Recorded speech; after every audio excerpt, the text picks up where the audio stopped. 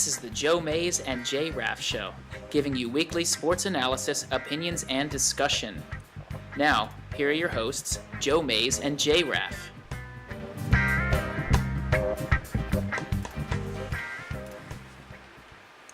Well, good evening, everyone, and welcome to the 143rd episode of the Joe Mays and J-Raff Show. I'm one of your hosts, Joe Mays, and alongside of me, for the first time in a month, I might add, is my co-host, J-Raff. Yeah, it's good to be back. We've been kind of limited to short texting of very mostly negative things. Yeah, I say really negative things, more like the dud of the Phillies trade deadline, stuff like that. But like, because I haven't been on the show with you for weeks, we haven't had a chance to touch on some of the things that we'd normally talk about during the sports dead period. Needless to say, you and I, there is no sports dead period for us, no. But I understand what's meant by the term, even though July's the best month ever. No, it's okay. Yeah, we're not going to go into that. We covered that actually in the last show you were with me, coincidentally entitled Sports Dead Period, about July. But, you know, it's August now. And that makes me happy because football is here, and I'm not just saying that because, really, there's a football game tonight. Right, yeah, and I love the things, I see all kinds of reactions online, and I agree with most of them. One of them is, I don't care that it's preseason. There's football on today. I'm happy for that. Another one is if you bet on preseason NFL games, the phone number you need is 1-800-GAMBLER, which is the gambling addiction line. It's funny you mentioned that because I was reading the preview for the Hall of Fame game tonight, Giants versus Bills, and I saw at the bottom line Bills by 3. I was like, whoa, hold on. There are people that bet on preseason NFL games? It does not surprise me. I don't know whether it's more sad that people bet on NFL preseason games, or if it doesn't surprise me that people bet on I guess that's preseason true, games. I mean, I guess it didn't surprise me after I saw it and realized it happened, because then I was like, okay, yeah, it's professional football, it happens. But now, sitting there and then you mentioned it, I'm like, that's crazy, right? And think about it, the starters don't play the whole game. Oh my gosh, that is crazy, and I might have to lean towards that. You might have a problem if you're betting on preseason football games. Overexposure? Yeah, exactly. Okay, so we've got a great show for you tonight. It's almost kind of a continuation of the show from last week that I did with my uncle. Dennis Mays was here with me. We talked a little Penn State football, talked about some of the historical Penn State games, mostly ones that he's been to, that he actually saw. He's been a long-time season ticket holder, and I thank him for joining me again. And at the end of last show, I put him on the hot seat and asked him for a prediction for this coming year, and he didn't disappoint. And I said this at the time. He went with 10-2. Oh my gosh. Which a couple weeks ago I would have been like, that's crazy. But I started reading the preview magazines. A lot of them are saying 9-3, 10-2. I actually haven't seen any below. There may have been one at 7-5, but I've seen none below that. And I've seen, experts on Twitter, which is just obnoxious fans usually, saying how they'll win 5 games or something. But the people that are actually paid to write these things are saying much higher. Now we're going to give our predictions towards the end of the show. We're going to go game by game and talk about each one of them here before we wrap it up at the end with our final predictions. But I think before we dive into the Penn State stuff, I think we should take a few moments here to talk about the activity at the Phillies trade deadline. So let's just... Okay, there we go. So we'll go on to the Penn State talk now. It was very polite of Ruben to leave us more time to talk Penn State football. Right, exactly. I mean, he knew football season was coming, so that baseball season's coming to an end, especially with how terrible the Phillies are. So he just opened it up to Penn State and the NFL, and we appreciate that from Ruben tomorrow. Actually, before we move on to the talk, we want to let you know that this is an interactive show. We love to have you contact us, and there's a bevy of ways to do that, and Justin has that information for you. Yeah, as Joe mentioned, we'd love to have your take on any of the topics, especially as we go through some of the Penn State stuff here tonight. So you can call the show using the May Standard Shop hotline at 530-563-6297. Again, 530-563-6297. You can also email the show using the May Standard Shop inbox at joemaysandjraff@gmail.com. Again, joemaysandjraff@gmail.com. And Joey will tell you how to get in touch with us on social media. Yeah, we have a presence on Facebook, a fan page on there. You can like us, as well as on Twitter. We have an account there at Joe Mace and J-Raff. We have both up during the show, so feel free to contact us either of those ways. And as we've noticed the last 2 weeks when Justin wasn't here and we had some guests here, email is probably the best option. We got emails the last 2 weeks. We were able to cover those at the end of the show. I thought you were going to say viewers and listeners were way up. They were way up, but I wasn't going to rub it in. I didn't want to rub it in. So, yeah, email is always a great way to contact us, but we have the social media aspect as well. But, again, the email is joemaysandjraff@gmail.com. That's the Maze Sandwich Shop email inbox. And we love to hear from you. And give us a phone call. We haven't taken a call in a while, so if you have something to say about Penn State and you can get through, sometimes we have issues being below ground trying to get cell reception, but if you can get through on we're in the sports underground right here. That's right. Can you get through on the cell line? Definitely, you have that number. Again, I'll put it up one more time. It's 530-563-6297. Okay, first only major topic as we start our drive through football season. I mean, every single show from now through February, the first weekend in February, is football. Yeah. We'll toss in like at the beginning. I'm sure some other things we'll get a couple. In October, we'll topics. talk a little baseball before we dive into the football action. We'll start the hockey and now basketball with the LeBron James stuff going back. I'm sure we'll throw stuff in there in October when everything comes back going. Remember, October is actually the greatest sports month. We'll talk that then, but football will drive the show until the Super Bowl. Right, exactly. And as we go through. When we talk about it, there's just so many things to talk about. I like the stuff during the season. Like, it's a lot of fun to talk the games, as we've done the last year or two, how we kind of just gone through and talked about some of the games as we've seen them that day. But the prediction stuff at the beginning of the year is so much fun. And not just predictions, but they're just thinking through what scenarios could happen and just what our outlooks are for teams, not necessarily playoff predictions or bowl predictions or something like that. Just strictly trying to figure out what teams are going to be 3 months down into the season. That's a lot of fun for me. It is. And I like that for all the things. I like it when we do it for baseball. I like it when we do it for football. It's just a lot of fun. I like the prognosticating. It's so much fun trying to say this is what's going to happen, and then all of it get torn to shreds, and we talk about it for the next 5 months. And while some of it just comes down to a wild guess, kind of You and I, and many of the people we talk to about those things, they think through it. And it's fun to see how you and I, who a lot of times can agree on stuff, sometimes we don't, but how you and I can look at a Penn State football schedule, for example, today, and I don't know, because sometimes we run through this stuff before the show, and sometimes we don't. Today we haven't. Nope. So it'll I don't know whether we're going to be on the same page or whether we're going to be on opposite pages, but it's fun to see how you and I can look at the same schedule, yet reason through differently to different records. Well, we just did that with the Eagles a couple weeks back when I put you on the spot. Exactly. We both thought 10-6, but we had a couple of games switched around. Exactly. But yeah, you're mentioning that we're going to do the Penn State predictions here at the end of this show, but then the next 4 weeks is all NFL predictions. I started creating the show templates and outlines for next week. And while I knew that wasn't the show this week, I couldn't get it off my mind the last couple of weeks. I've been thinking through just not maybe top to bottom all the divisions, but definitely starting. I can't help it. It starts to run through my mind. Who do I think is going to separate themselves this year in those divisions? Yeah, we didn't do a very early preview. Sometimes we do in the spring after free agency and around the drafts. We would do a very early take, very early predictions. We didn't do that this year, so this is the first time we're really talking where we think the NFL squads are going to stack up against one another. So next week on episode 144, next Sunday, August 10th,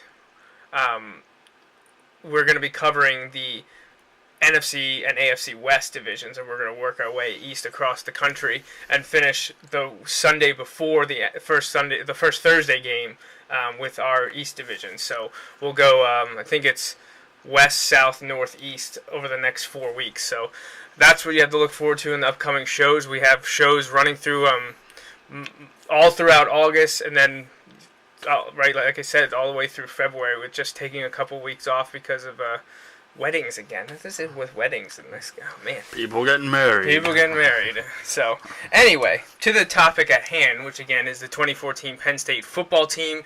Their upcoming schedule. We're going to kick off with them in just about a little under 4 weeks, I guess. Yeah. I think it's August 30th in Dublin, Ireland, the Croke Park Classic. They'll be taking on Central Florida.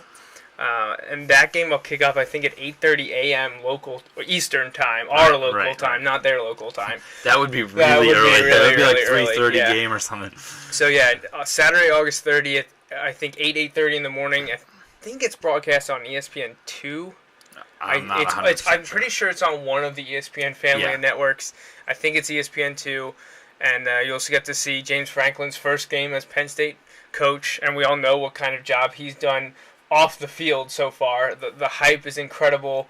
The recruiting is just fantastic. I mean, while you were gone, while you haven't been around for the last couple of weeks, he's gotten multiple new recruits, including 2 for the class of 2016, both 4-star, one of them actually a fringe 5-star guy. I think I saw, of his 31 recruits across the various classes, right. The 31 recruits he's responsible this for. This incoming class, the next class, and the class after that. It's something like 16 or 17 are 4-stars or higher. Yeah.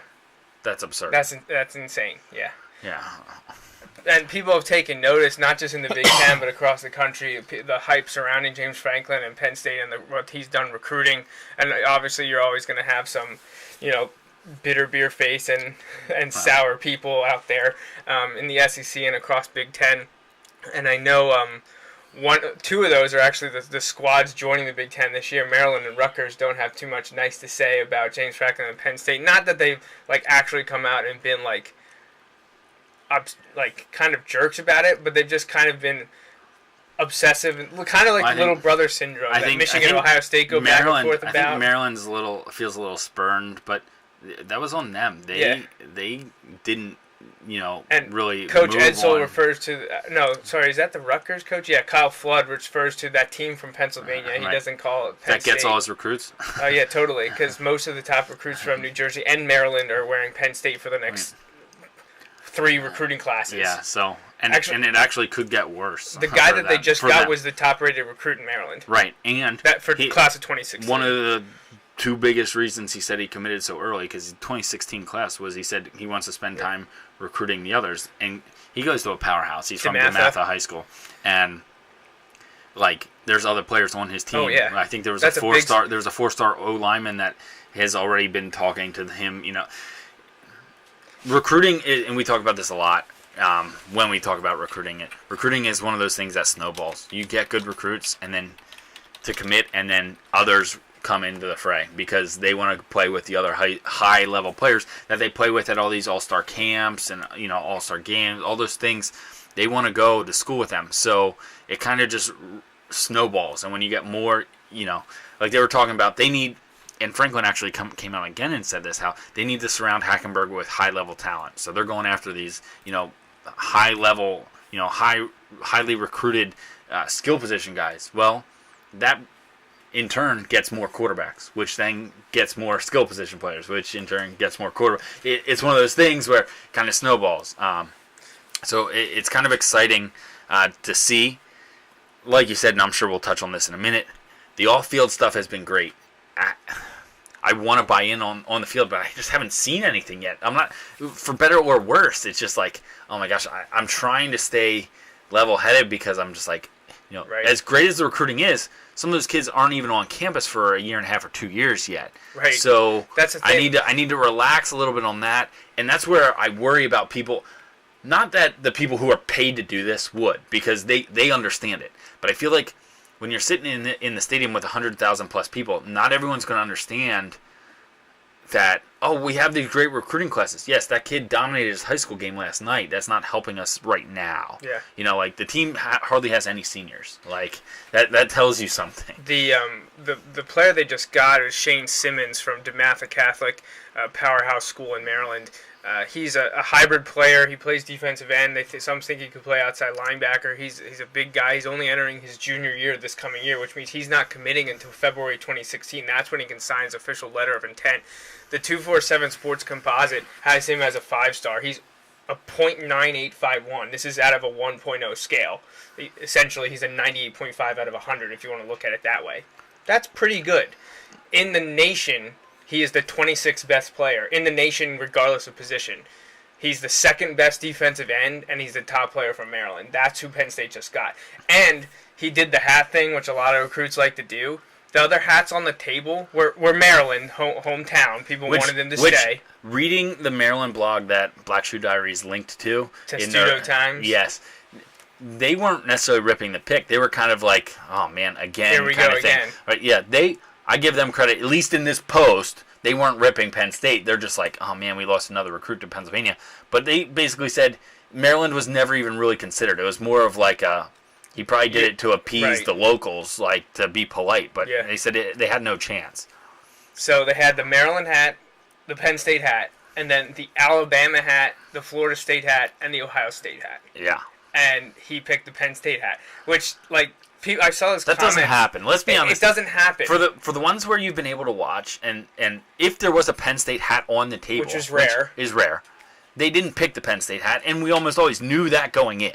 Like, if that was the case, Penn State was always a third choice. Right. And you knew it was like they're leaning 90% Alabama.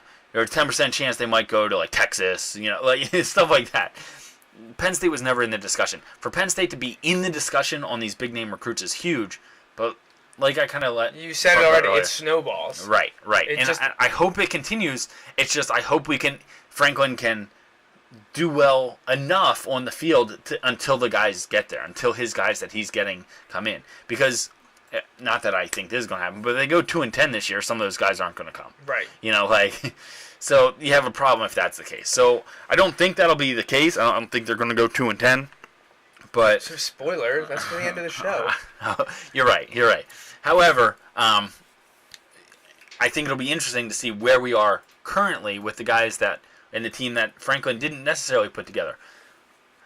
One last thing on that whole concept is he came out and said at Big Ten Media, basically, we're not going to introduce these freshmen by, like getting them a little bit here and a little bit there.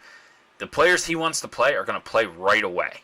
He made it sound like he's going to go with the young and talented guys or the guy he thinks is best at the position regardless of their year. So, which the way it should have been always. Right. And the best 22 play. As the new coach, it's a great opportunity to kind of start fresh. You don't have any loyalty to anybody. Like, perfect example, running back position. Belton and Swinak spent time kind of alternating who was in the doghouse last year because of fumbles and things like that. Well, you know what? That's gone. Who's going to perform the best? You're on the field. And that's how it should be. And don't rule out Akil Lynch either. Exactly. The running back, he was there were calls for him all the time last year, and so it'll be interesting to see how that stuff plays out. There is some talent there, especially in the younger classes. The upperclassmen, the ranks are a little thinner due to the other issues that Penn State had gone through a few years ago. So it'll be interesting to see kind of how this transition to Franklin takes place.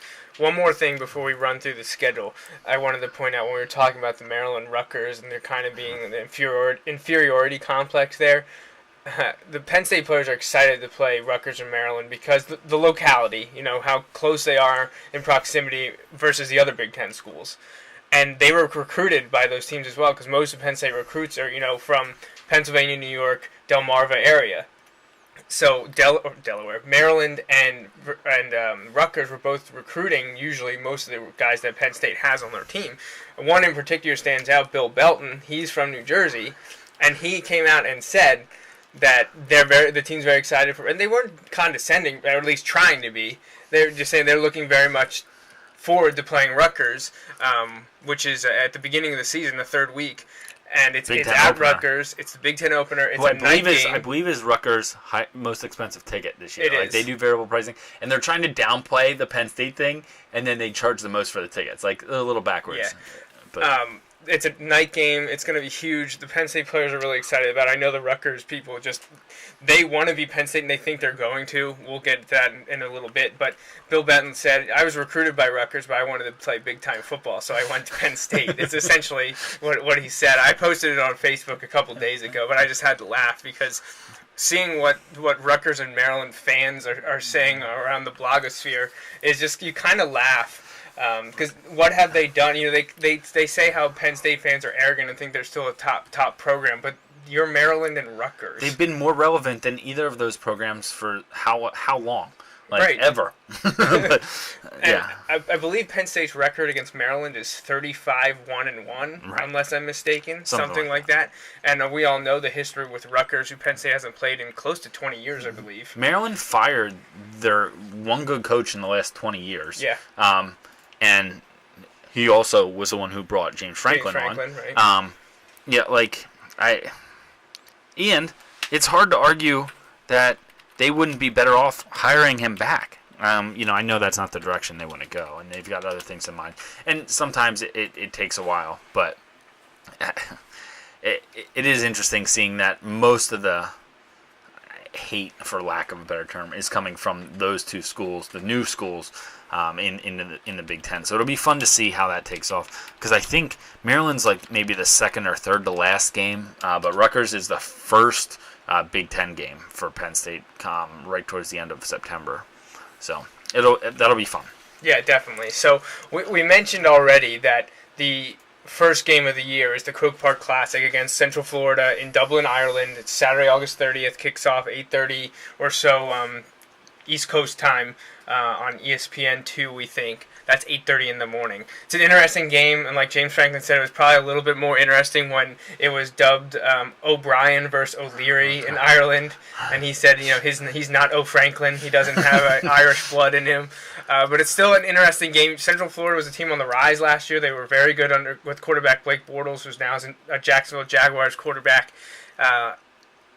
But UCF lost a bunch. You mentioned Storm Johnson when we were talking earlier. He's in the NFL as well now, I believe, with the Pittsburgh Steelers. Good. So they lost their quarterback, running back, hard to replace. But you also mentioned about their defense. I believe they returned 9 of 11 starters on defense. A defense that was the best defense they've had in a long time. Whereas I think they lost their defensive coordinator. I think they have a new defensive coordinator. I could be wrong on that, though. I don't know off the top of my head. I was getting mixed up in some of them because I didn't know who they were before. However, it'll be interesting to see how that plays out. UCF in some of the things polls is ranked near the bottom of the top 25, but they're in the top 25 at some. So kind of gives you an idea. And this is a perfect example. Last year, you and I talked, we were worried about that game going in because of Blake Bortles and these guys that you and I knew about. Coming back. But again, perfect example. Most of the 100,000 people sitting in the stadium did not know about them. No. And so they're like, they lost to UCF. Oh, yeah, UCF went on to win the Fiesta Bowl. The year before, they also lost to Ohio, which I think only lost 1 or 2 games all year. Right. Yeah, I was at that game. It was Bill O'Brien's first game. Right. And they had a bunch. Now, they weren't on the same level as Bortles and Johnson, right. But Ohio had a great team that year. Right. And you hit Penn State, with a new coach, new system, all the sanction, everything that happened. It wasn't a huge shock to see them lose to Ohio. Storm. It was a perfect storm. If I was going to choose whether I thought they'd lose to Ohio or UCF, I would have chosen UCF. So the Ohio was a little bit more surprising, but understandable. The UCF one was not a shock at all. No. And they went on to win the They won the Fiesta Bowl, I think, against Oklahoma. TCU, I think. Yeah, TCU. But it was like a barn burner. They scored a ton of points. It was, yeah. But they had the offense to do it. Exactly. Well, the Penn State game, it was 37-34 or something like that. What scares me is their defense, because it seemed like we struggled at times to do anything against their defense last year. However, that was Hackenberg. Were they the opening game last year? No, Syracuse. You're right. Meadowlands. But you still had true freshman quarterback. That was week 3 last year because they beat up Navy, I think, in week 2. So they had a true freshman quarterback. It was a tough one to swallow. A lot of people thought they should win it. I was a little more of a toss-up situation. I kind of feel the same this year. I feel like while Penn State, in my opinion, they lose Allen Robinson, but some of the younger guys should step up. They've got some talent there. It being week 1 in Ireland, that may be a disadvantage, but that's the same for both teams. Right, that should be the time change is the same for both teams. Travel is actually worse for the team coming from Central Orlando, Florida. It's you add a few hours flying north on that flight. So take those things out of it. If anything, I would assume that it would be a slightly Penn State favored crowd, even though it's a UCF home game. It's interesting to see how that'll play out. I think the game's more of a toss-up. Yeah, I would say in my trying to keep realistic, I'm counting it. Are we going through game by game? No, or we we're just gonna. I'm gonna. If you think it's a toss-up, we can say that, but don't say win. Okay, win I won't say win or loss. But I agree. I think the UCF is a toss-up. Now, when we get to the end and we run through them, we'll have to pick a side. But I agree. UCF to me is a toss-up. Right. That'll be a great game, great experience. Should have a great time. Hopefully, it's a win for James Franklin his first game. Be great springboard into the regular season, for lack of a better term, when they return home. The home opener is the next week, September 6th. You and I will both be at that with a whole bevy of people. Yeah. I'm sure it'll be filled. Like James Franklin's been saying, let's get 107,000 there every week. Let's get to 110,000. Standing room only. Sell all those extra seats and areas that they can jam people in there. I want to see it packed every game. This is the first chance to do it. More important than the overall record to me, that first week, it's so important that they win that game, to me personally, because that just, the energy at that September 6th game, it's a noon game. We know what that means for the student section. It can be tough. But you've got some things that can amp it up. It's Franklin's first home game. There's this energy about the team, and the university. If you can win that game against UCF, that first game, that second game, I feel like the energy will it'll be, I think, possibly closer to maybe the 3:30 or the 3 o'clock energy level as opposed to the noon energy level. Yeah. And that's big. If you can snowball that energy, that makes that Akron game atmosphere a whole lot different. All of a sudden, Akron feels like they're playing in front of 110,000 instead of playing in front of what feels like 50 or 60,000, even though it might be almost double that. That first game is bigger for me in what that will mean the next couple weeks than the overall record. Because the overall record, it's one game. But if you can get that energy going and that flow going with the team and the fans, that carries into the next couple games. Now, not only is that the home opener for James Franklin, we get to see the guys at home for the first time, hopefully coming off a win against Central Florida. It's also the 20th anniversary celebration of the 1994 squad. So we're going to see the likes That's of awesome. Kerry I didn't know Collins, that. Kujana Carter, Kyle Brady. I almost said Tom Brady. Kyle Brady, Bobby Ingram. I think all those guys are confirmed to be attending. They're going to honor any of the 94 team. Everyone was invited, whoever can make it back. I think they're going to do it at halftime. I think they're going to be there before the game, to meet and greet, sign autographs and stuff. So that'll be a cool thing. As if you needed more hype for the first home game for James Franklin, the 94 squad will be honored for that. Then the next week, week 3, first, I guess, official road game, despite Ireland probably not being too close to Happy Valley. The first road game is, like we mentioned, Big Ten opener against Rutgers in Piscataway, and that game will be electric. First ever Big Ten game for Rutgers, first of the 2014 season for Penn State, all the trash talk that's been going on. I'm kind of hoping Rutgers gets trashed in their first couple games so that they sell all their tickets online and it's like a completely Penn State crowd. It's all Penn State. I think it'll be on the other Penn hand, if it's not, I want Rutgers to win the first 2 games and have it be a big game and then Penn State go in and trounce them. Right, yeah. Welcome. You're welcome. Welcome to the Big Ten. Then the next week after week 3 at Rutgers, Powerhouse. They return home to face Massachusetts. I wish we would just put UMass on there so everyone knew. Because in all reality, people are probably like, Massachusetts, who's that? Right, yeah, because everyone calls them UMass, so everyone's kind of like, who's this? Is this basketball? Right. All right. Okay, sounds good.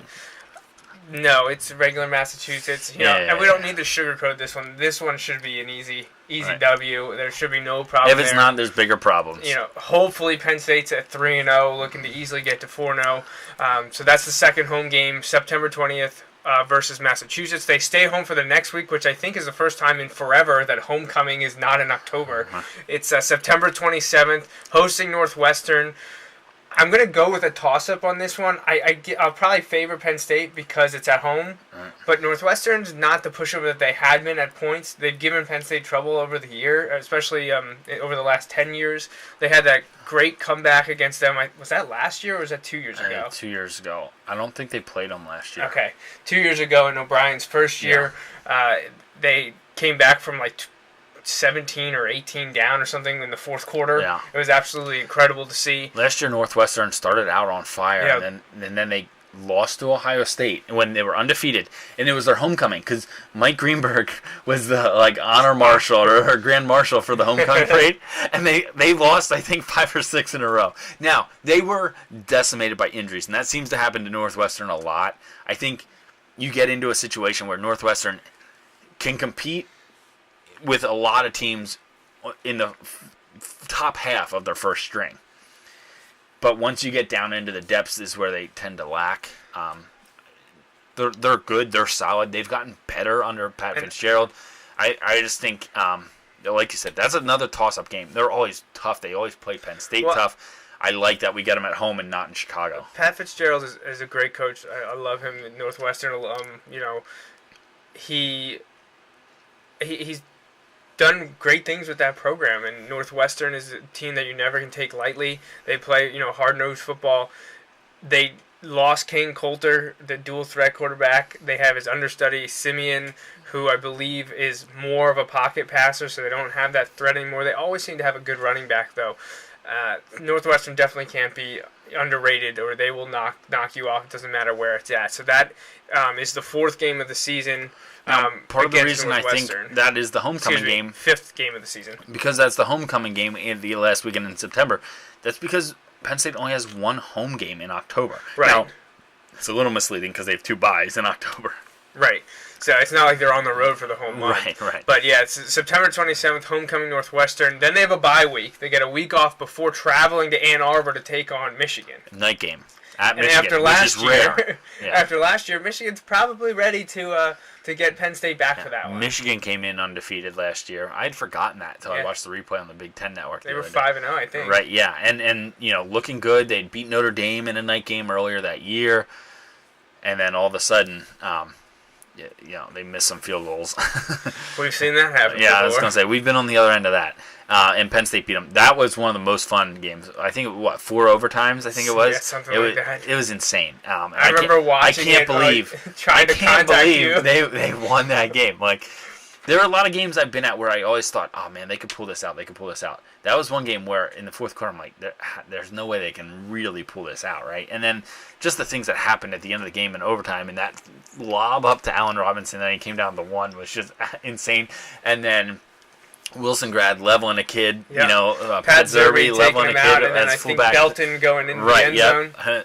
And I love watching that replay because Zerbe's the first one right there and picks him up. Like, oh man, that was a lot of fun. Yes. That was a lot of fun. So it's going to be a lot tougher this year, I think, at Michigan. At Michigan, they'll be out for blood. That's October 11th in Ann Arbor. Then they get another bye week. So they have the Michigan game sandwiched between bye weeks, but then they come back home for the Ohio State, the game of the year for all Penn Staters because it's at home. It's a whiteout. It's hyped up. Oh, we'll be there for that one together, actually. So that one will be a lot of fun. That Ohio State game, October 25th. What an incredible atmosphere that will be.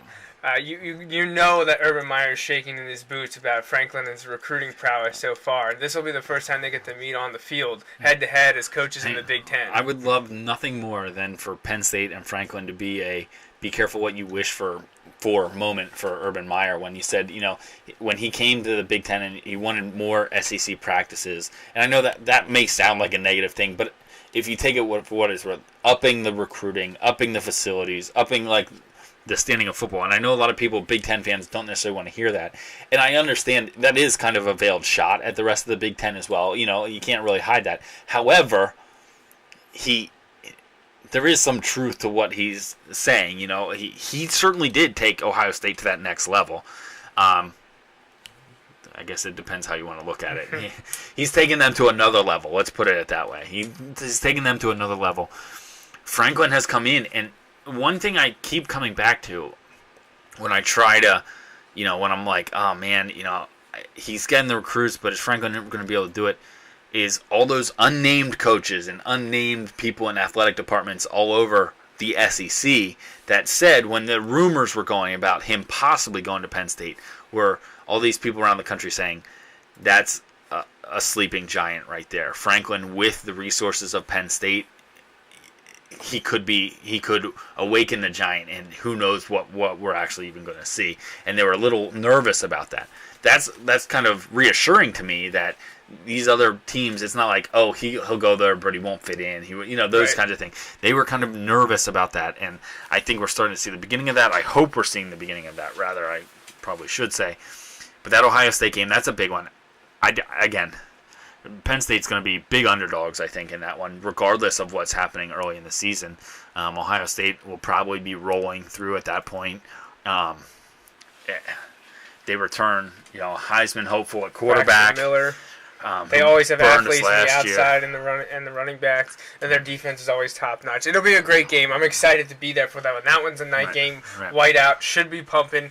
I mean, best case scenario, Penn State could be. I'd love to say they'd be 6-0 entering that game. How awesome would it be? 6-0, 6-0. But even if they come in at 5-1, 4-2, which hopefully will happen. That's a huge game, huge turning point. Could hit a huge statement on the first season of Franklin's Ohio State tenure. Is thinking, as they do every year, they're thinking national championship. National playoff championship with the playoff. Year, we can say it. Right. Playoff. Yeah. They've got to get in the top 4. But, an Ohio State undefeated team makes the playoffs. Oh, yeah, absolutely. No question. An Ohio State team with one loss, all of a sudden, do they even make the Big Ten championship? How does it go with, with Wisconsin? Or actually, it's not Wisconsin this year. It'll be Michigan because we're in the East and West now. Yep, thankfully. But like all of a sudden they're looking. Are they the 4th team? Does not a mid-major? That's a basketball term, but this is one of the non-automatic qualifiers. Right? Do they get it? Like undefeated Ohio State's big. They want and need to go undefeated. That. At Penn State, I like it a lot better than at the Horseshoe last year. Because of the harassment that Big Ten football takes, if the Big Ten champion isn't 13-0, I don't know if they make it. Right, I don't know. I really don't. It will depend on everyone else. 12-1 is a possibility. Right. Depends on, like you mentioned just now. If everyone else has a loss or 2 losses. Whether you like it or not, like a 2-loss team from the SEC could make it over a 1-loss team from the Big Ten. Well, I'm sure we'll see it happen one of these years. That's when we'll finally move to an 8-team playoff, which is what I want. So, but, yeah, we'll have to wait and see. But. So that's Week 7, home Ohio State. The next week we get the other trash-talking newcomer, Maryland, at home, November 1st. Then we travel to Indiana. That is a toss-up to me. Yeah. They took it to us last year. Are we at Indiana 2 years in a row? I think so, but because of the realignment of divisions, things got mixed up. It's just like we were at Ohio State 2 years in a row. Yeah. But anyways, we go back out to Indiana. They have a dynamic offense. Tevin Coleman, their running back, is coming back. That game scares me a little bit because even, you look down at the schedule and say, Penn State's 6-2 or something like that at that point. That's a huge game determining, do you get to 9-10 wins on the season? So that Indiana game, November 8th, is very, very important. The next week, the Penn State Nittany Lions come home to face Temple. You hope that one's a win. Right. Well, I hope history repeats itself, and it's a guaranteed win if history repeats itself. Penn State has never lost to Temple, I don't think. I think they're like 35-0 all the time. Something like that. Just like Maryland, and then up until last year, Indiana, Rutgers. A lot of these teams on the schedule this year, Penn State is usually handled. Hopefully that continues. Then the last game, rivalry renewed. They forced it when Penn State joined the Big Ten. Michigan State was always the end-of-the-year game. It's a trophy, the land-grant trophy, this hideous thing that the schools put together. We haven't gotten the chance to win it for like 3 years, so here we go. Penn State gets to host this game. Unfortunately, it's Thanksgiving weekend, so the stadium will be less than filled. Unless you get some other conditions. If you have Penn 11-0. Right. Well, and Michigan State is one of the other teams that they have their eyes on the playoffs. Ohio State. They have their eyes on the playoffs. And that game gets bigger if Michigan State's undefeated or has only beat Ohio State. Right. If Michigan State's 10-1 entering at that game, but the loss isn't to Ohio State, that's still huge. Right. Because Penn State could spoil it for them. Michigan State, if they beat Penn State, probably would be the East Division winner. Right. For the beating Ohio State and Penn State. I doubt anyone else in the East Division is going to challenge those two. The only one I would say can even contend is Michigan. Michigan's in the East, aren't they? But I don't think it's going to happen. But it wouldn't surprise me if they were up there in the top 3. So obviously. the final game of the year, the home game, Michigan State the 29th, after they travel Illinois on the 22nd. Michigan State on November 29th, that's a huge game. It's at home. Hopefully we can fill up the stadium. Senior day, right? Send out some of these guys that played through a whole bunch on a high note, finish the season, or not, depending on what happens with the George Mitchell report. I was gonna throw that out when you were like, who knows what, how big the game will be. It depends on so many other things that develop throughout the course of the previous couple months. one of those being completely off the field and not related to anyone there at all. Well, I say that, except for, improvements and adjustments and things like that. But maybe they are playing for something. Maybe they are. George Mitchell I'm just saying. George Mitchell, for those of you who don't remember, is the compliance officer that the NCAA assigned after everything happened, the July 2012 sanctions. He's been working hand in hand with Penn State administration and an oversight committee. Another report's due soon. Another report, his first 2 or 3 that he came out with, I think there's the big annual one, which comes out, is usually presented to the NCAA this month, but after everything's looked over, we don't hear too much about it until September. Last year, it was prior to the 5th week. It was September 24th when all of a sudden Twitter and Facebook started blowing up that the NCAA was announcing that they were reducing the scholarship sanctions. What everyone's hopeful for is, because George Mitchell, he's submitted his biannual report. The one came out a couple months ago saying how everything's even better. Some of the stuff that was pending, they've done. They just hired a president and an athletic director. They're set there now. So people are really hopeful. Obviously, the Penn State community is very hopeful, although there were some national writers that were coming out in Penn State's corner saying it's time for the NCAA to get rid of the rest of the sanctions. Now, it could be maybe just they'll get rid of 1 year of the bowl ban. Maybe they'll get rid of both bowl bans. But if they get rid of both, that means this year's team is bowl eligible, which means that Michigan State game November 29th at home could really mean something. Hopefully the team's not 6-5 needing a win. Right. Yeah. Hopefully they're not fighting for bowl eligibility on the field. Right.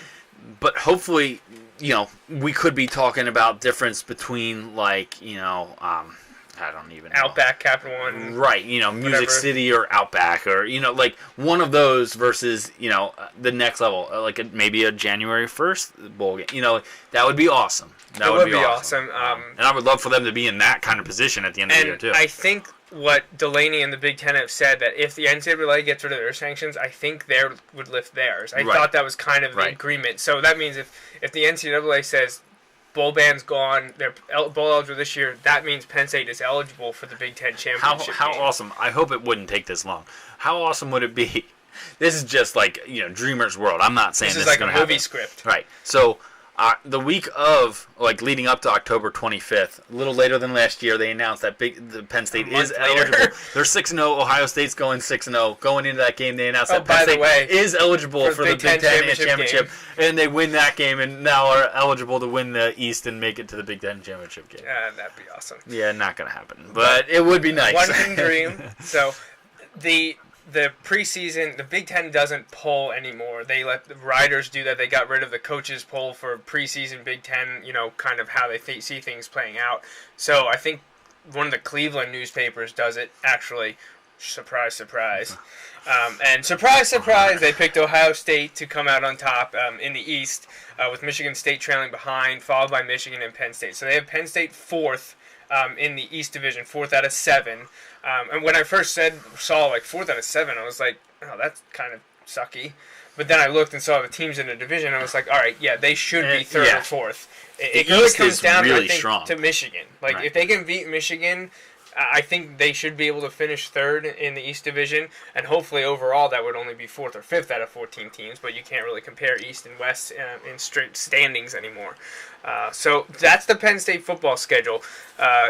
UCF, Akron, at Rutgers, Massachusetts, Northwestern, at Michigan, Ohio State, Maryland, at Indiana, Temple, at Illinois, Michigan State. All right. Why don't you run down all those games and give me a win-loss? All right. So, UCF, I'm going to say a loss. Okay. I want it to be a win so bad. Akron win. 1-1. Rutgers win. 2-1. UMass win. 3-1. Northwestern, toss-up game. I'm going win because it's homecoming. Hopefully riding some momentum after UCF, after the UCF setback. So, what would that be? 4-1. Yep. At Michigan, loss 4-2. Ohio State, loss 4-3. 4-3. Maryland, win 5-3. At Indiana, I'm probably going to go loss. Even though, again, toss-up game, I think that's a hidden one between, maybe not so strong home opponents. So what's that? 5-4. 5-4. Temple win 6-4. Illinois win 7-4. Michigan State lost 7-5. That's the low end of what I've seen out there by a lot of people, and that's kind of where I was sitting for a while. 7-5. Essentially, in reality, what that is for me is that's winning all the games you should win. One toss-up in Northwestern, which I consider a should win because it's at home. I don't really know where that'll be at that point. And losing the games where we'll be clear underdogs. I say clear underdogs where we'd be underdogs today. Today we would be underdogs in the games I think we're going to lose. Maybe not the Indiana game, but. All right. So 7-5 is where I'm at. How about you? Okay. I'm going to go a little bit opposite. I'm going to say they win the UCF game. I hope you were right. I am rooting for you. I feel good about that one. Maybe I'm just overconfident because it's a new era and I'm ready for football to start. But I'll say win versus UCF 1-0. Win versus Akron 2-0. I like it. Win at Rutgers 3-0. Win versus Massachusetts 4-0. Oh my gosh. Now Northwestern. Homecoming, home game. 5-0. Oh my gosh. 5-0. At Michigan, loss. I have to give them the loss there. They give us the revenge for last year, all that stuff. Yep. All right, 5-1. Mm-hmm. Ohio State. As much as I'd like to say that this is a win. Oh my gosh, yeah. And we would go absolutely insane, crazy up there that night. I have to go with the loss. Yeah, that's a smart pick. I really want to say one of those two is a win. I want to, but if I'm gonna go start 5-0, I may say that. I may say that on September 27th. If they're 4-1 or 5-0 on late September 27th, okay, maybe all of a sudden I'm thinking, and depending on how they look, maybe they can steal one of those two games. Right. But in all honesty, I think at Michigan's an easier win than Ohio State at home. I'm dead. Ohio State's a better team. They're just insane. They're so good. If I split the Michigan Ohio State, I'd have to give a loss to Northwestern. That's kind of what I did. So I started at 5-0, lose 2 in a row, and actually I'm gonna have them lose to Indiana too. So now you start 5-0, but you lose 3 in a row. Well, 3 of the next 4, you have Maryland in there. Oh, I'm sorry, I skipped Maryland. So they lose Ohio State, they beat Maryland to get to 6-2, but then they lose at Indiana, which you also mentioned, 6-3. They beat Temple 7-3, they beat Illinois 8-3, and they lose a close game to Michigan State to finish 8-4. Okay, and you have very similar. You have them pulling off one of those games where I want them to win, but I just don't think it'll happen. The UCF one, in reality, that's the one it came down to. Yeah, really. Basically, it comes down. How crazy is this? And this might be our Big Ten bias. As crazy as it is, we think that UCF, between the two of us, we picture UCF as a more winnable game than at Indiana. Indiana, I think, will be good this year. No, I'm not saying that's a bad pick. We both, I would agree almost on that. That UCF, it's less of a true road game. As crazy as that is, you're in Ireland. It's probably less of a true road game because the other team's on the road too. Right. So it'll be interesting to see how that plays out. I'm excited for the season. I'm so excited. 7-5 would keep me content. Anything better really has me excited. Obviously, the more wins, the more excited I get. 7-5 is what I would really want. 7-5 bottom line. 8-4 is what I'm hopeful for. 9-3, I'd be ecstatic. Oh my! And if they go like my uncle predicted, 10-2, I'll lose my mind. My at 10-2. God, I mean, if I'd run down 10-2, I'd say they'd have to lose Ohio State and Michigan State. So that means they probably have to beat Michigan. Undefeated they have to on beat the Indiana. road. Right, you're doing every road game then. That'd be incredible. That would be unreal. So I would love to see it. I think 10-2 is the ceiling, 7-5 is the floor, and I sit at 8-4. You know what? I think that UCF game, and the schedule's set up to kind of be in their favor this year in a number of ways.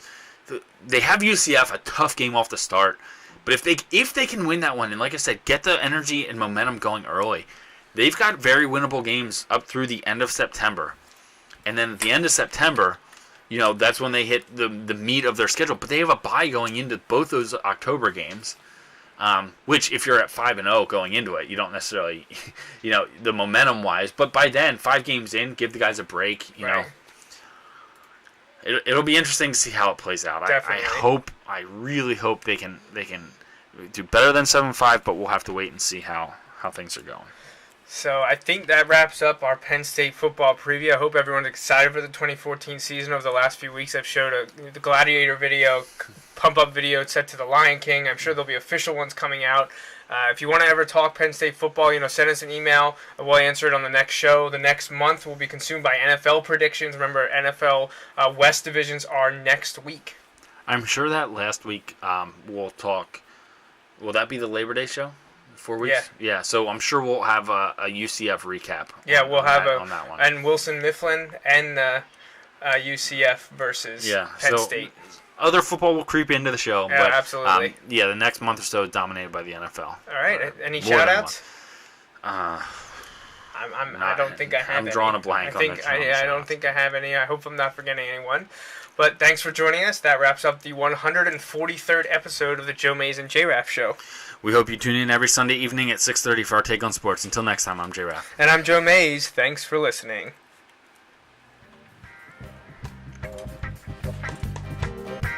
Thanks for listening to the Joe Mays and J-Raff Show. Don't forget, you can download each episode of the show from the podcast section of the iTunes Store. We'll see you next time, and thanks again for listening.